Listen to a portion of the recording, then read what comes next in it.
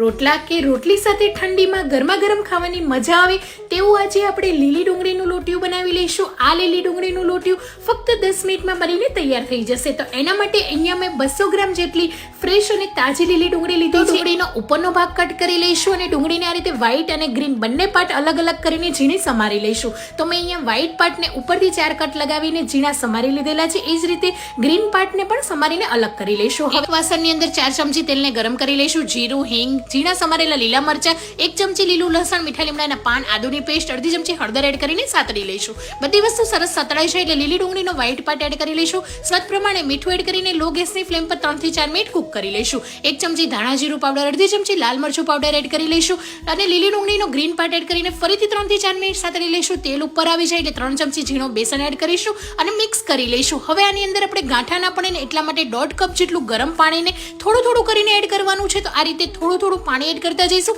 અને મિક્સ કરી લઈશું જેથી બેસન જલ્દીથી કૂક પણ થઈ જશે અને જરાય ગાંઠા નહીં પડે. હવે ઢાંકીને 5 મિનિટ લો ગેસની ફ્લેમ પર થવા દઈશું. તો તેલ ઉપર આવી ગયું છે અને એકદમ સરસ રીતે બેસન અને ડુંગળી કૂક પણ થઈ ગયા છે. તો ગેસની ફ્લેમ બંધ કરીને લીંબુ અને આ રીતે લીલા ધાણા એડ કરી લઈશું. પાણીની જગ્યાએ તમે આ લોટિયું છે ને છાશમાં પણ બનાવી શકો. તો તમે પણ ઠંડીમાં ટ્રાય કરજો. Thank you.